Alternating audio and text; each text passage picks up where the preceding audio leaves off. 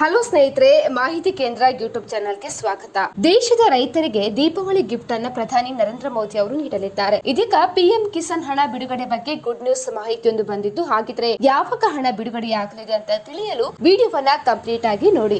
ಅದೇ ರೀತಿ ನಿಮ್ಗೆ ಈ ಮಾಹಿತಿ ಇಷ್ಟ ಆದಲ್ಲಿ ವಿಡಿಯೋಗೊಂದು ಲೈಕ್ ಅನ್ನು ಕೊಟ್ಟು ಸಹಕರಿಸಿ. ಸಾಮಾನ್ಯವಾಗಿ ಪ್ರಧಾನಮಂತ್ರಿ ಕಿಸಾನ್ ಸಮ್ಮಾನ್ ಹಣವು ಬಿಡುಗಡೆ ಮಾಡಿದಾಗ ದೇಶದಾದ್ಯಂತ ಎಲ್ಲಾ ರೈತರ ಖಾತೆಗಳಿಗೆ ಏಕಕಾಲದಲ್ಲಿ ಹಣ ಬಿಡುಗಡೆ ಮಾಡಲಾಗುತ್ತದೆ.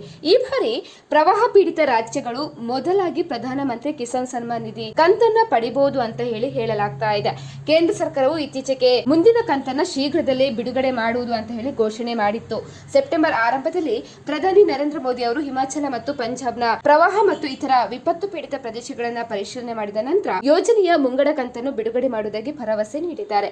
ಈ ಬಾರಿ ಪ್ರವಾಹ ಪೀಡಿತ ಪ್ರದೇಶಗಳಲ್ಲಿ ಪರಿಹಾರ ಕ್ರಮವಾಗಿ 21ನೇ ಕಂತನ್ನ ಮೊದಲೇ ಬಿಡುಗಡೆ ಮಾಡಲಾಗುವುದು ಎಂಬ ನಿರೀಕ್ಷೆಯಲ್ಲಿದೆ. ಇದೀಗ ರೈತರ ಈ ಹಣವು ಅಕ್ಟೋಬರ್ 21ರಂದು ದೀಪಾವಳಿ 2025ರ ಮೊದಲು ರೈತರ ಖಾತೆಗಳಿಗೆ ಜಮೆ ಆಗಬಹುದು ಎನ್ನುವ ಮಾಹಿತಿ ಕೂಡ ಇದೀಗ ಲಭ್ಯವಾಗಿದೆ.